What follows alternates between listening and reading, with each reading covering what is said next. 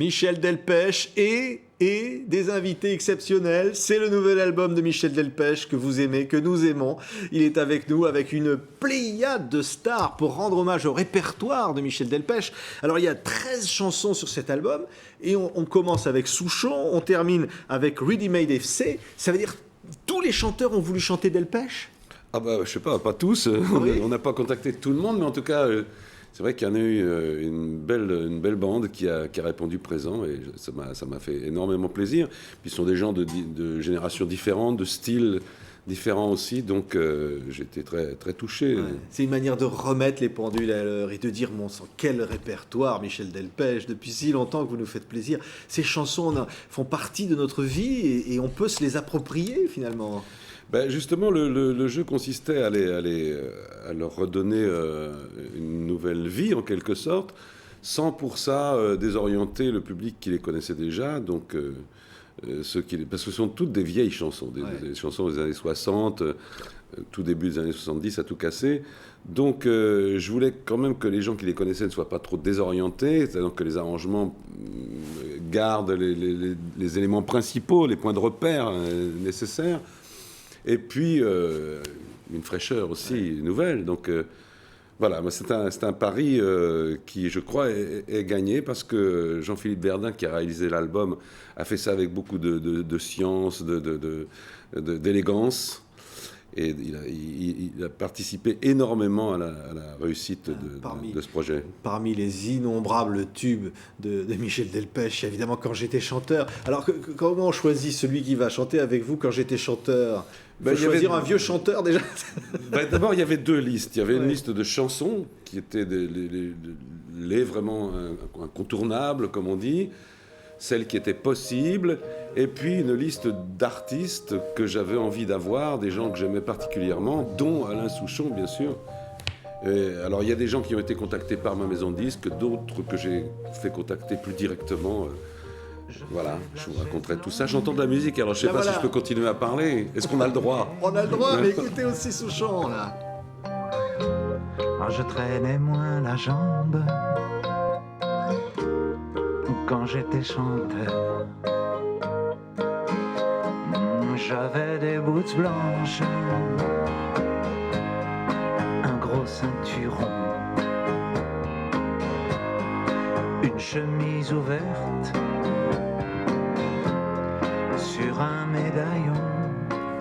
Et là, on sent bien que Souchon, il s'y est plus, là, hein, dans ce personnage. C'est un extrait de l'enregistrement lui-même. C'est pas ce qu'on peut appeler le produit fini, quoi. C'est en cours de route, c'est au studio. Un peu espionné, mais on voit qu'il est heureux, hein, l'ami Souchon. Mais parce que ça lui colle heureux. à la peau, ce personnage, hein, qui s'est fait jeter dans la Seine par son fan club. Ben, je crois, oui, que ça lui ressemble aussi un peu. Non, on était tous heureux. Tout le monde a eu l'impression d'être, je crois, je parle un peu pour eux, mais il faudrait leur demander, mais il me semble pouvoir dire que chacun s'est senti dans ses chaussures, quoi. Ouais. Et que c'était un des buts du jeu aussi. Je voulais me comporter en hôte qui savait vivre, c'est-à-dire essayer de leur donner les chansons qui leur convenaient le mieux. Et ça vous touche, Michel Delpech, quand vous les voyez comme ça, parce que je disais qu'ils sont heureux, ça sent, le bonheur est partagé par ceux qui les entendent, mais par exemple, Cabrel qui vient, et puis... Le Loir-et-Cher, bien sûr, hein, parce qu'il y a quand même de la terre sous les pieds. Hein. Je serais vraiment super grincheux si j'étais pas content de tout ça, bien sûr. Hein. Entendre Francis Cabrel chanter Ma famille habite dans le Loir-et-Cher, pour moi, c'était extrêmement savoureux. Et puis, c'est un apport extraordinaire aux chansons, parce que toutes ces voix familières, tous ces gens avec leur style, leur personnalité, m'ont moi aussi... je dirais pas obligé parce que c'est pas le mot, mais m'ont dirigé aussi dans mon propre champ, c'est-à-dire que nous avons fait des pas les uns vers les autres pour trouver une interprétation cohérente, excitante et qui puisse vraiment faire plaisir. Parce que le but de cet album, c'était de faire plaisir à tous les publics, quoi, voilà.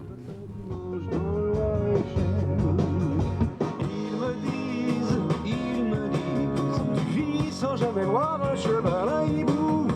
Ils me disent, tu ne viens plus, même pour pêcher un poisson. Tu ne penses plus à nous. On dirait que ça te gêne de marcher dans la boue. On dirait que ça te gêne de dîner avec nous. On dirait que ça te gêne de marcher dans la boue. On dirait que ça te gêne. On se doutait peut-être pas, hein, Michel, en composant cette chanson dans les années 70-80, qu'elle serait chantée encore aujourd'hui comme une chanson du répertoire par Cabrel, par Tan, et puis que tout le monde connaît, tout le monde aime ces chansons-là finalement. Ben oui, parce que je pense que c'était en 78, je crois que j'ai enregistré ce morceau.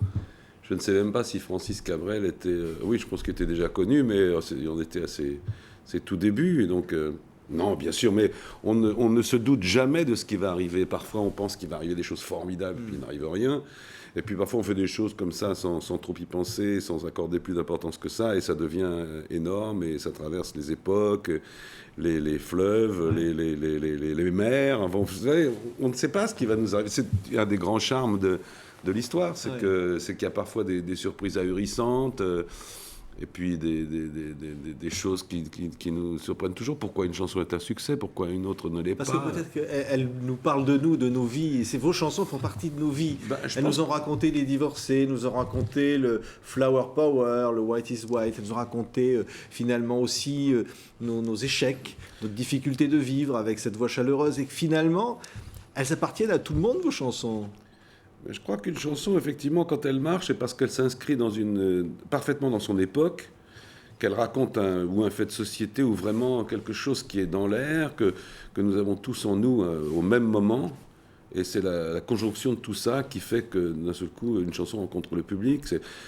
Même si c'est avec un sujet relativement insignifiant, parce qu'il y a plein de chansons qui ne disent pas grand-chose, et c'est tant mieux, parce que moi je trouve que les chansons qui disent trop de choses, c'est un peu chiant.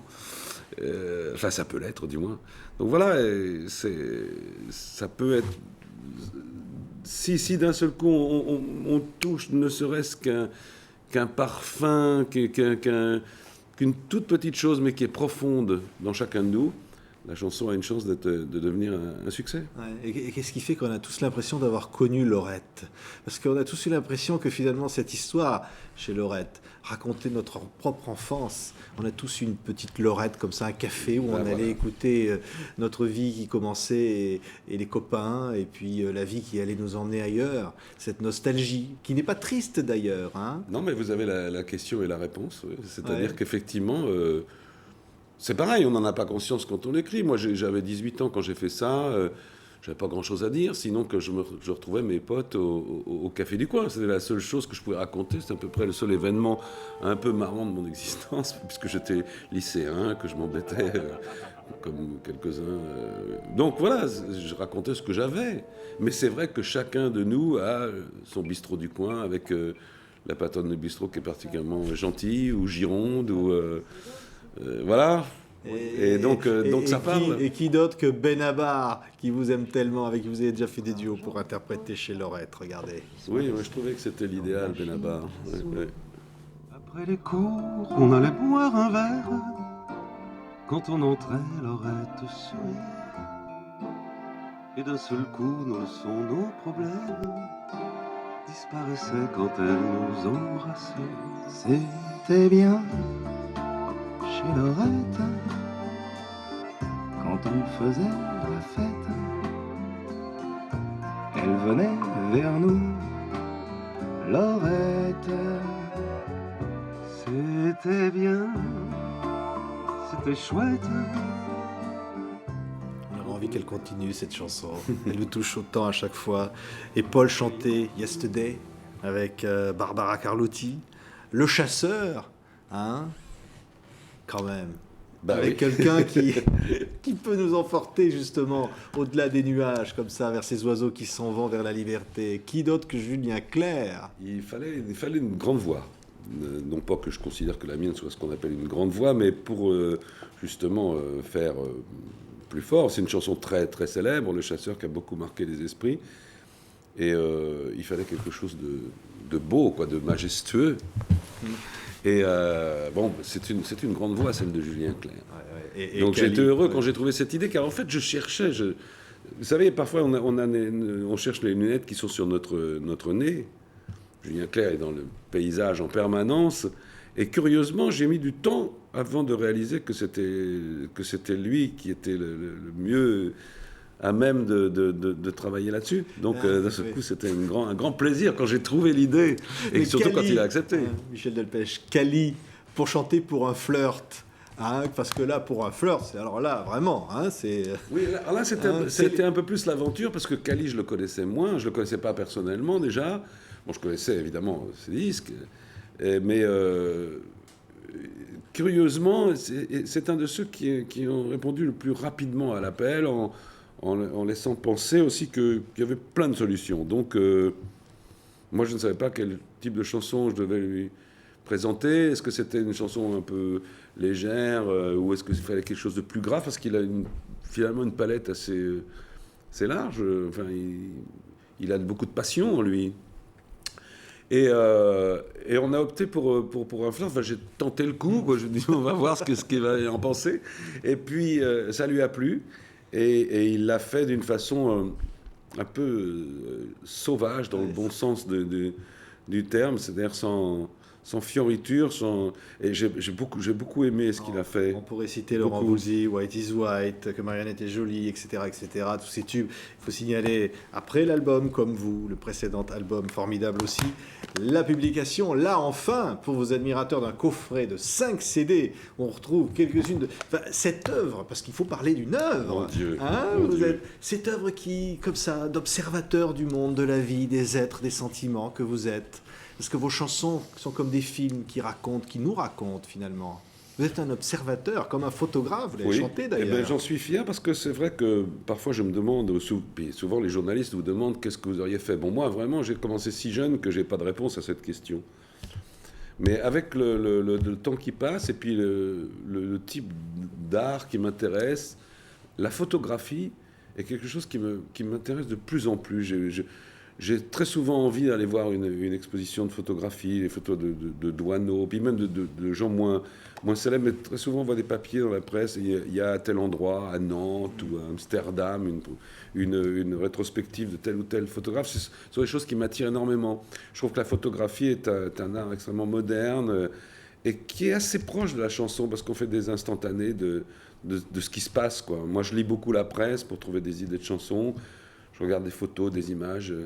Voilà, c'est comme ça que ça se passe. C'est l'instant, quoi. Et l'inspiration est là pour un prochain album, pour le plaisir de la scène. L'inspiration, tout elle ça. est là, elle s'en va, elle Hein? revient. Vous savez, il faut aller la chercher quand même. Mais on vous pousse derrière, hein, parce que C'est une petite hein, coquine. il y a quand même tous ces admirateurs qui vous disent ah ben, enfin vous voilà, Michel Delpech, enfin vous êtes mis à la bonne place qui est la vôtre, celle d'un des plus grands chanteurs français.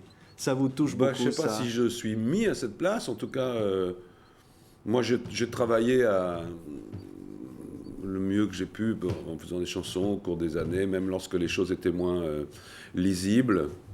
Je les faisais quand même. Je pense que même dans cette période où les gens n'ont pas tellement prêté attention à mon travail, il y a eu des bonnes chansons. On peut les retrouver sur ce coffret. Donc maintenant, je suis pleinement content d'avoir suivi cette voie, cette route, sans trop m'occuper de ce qui se passait autour. Merci Michel Delpech. Michel Delpech et avec donc l'album de tous ces duos, il y en a 13 formidables à découvrir. Merci d'avoir été notre invité. Merci à vous.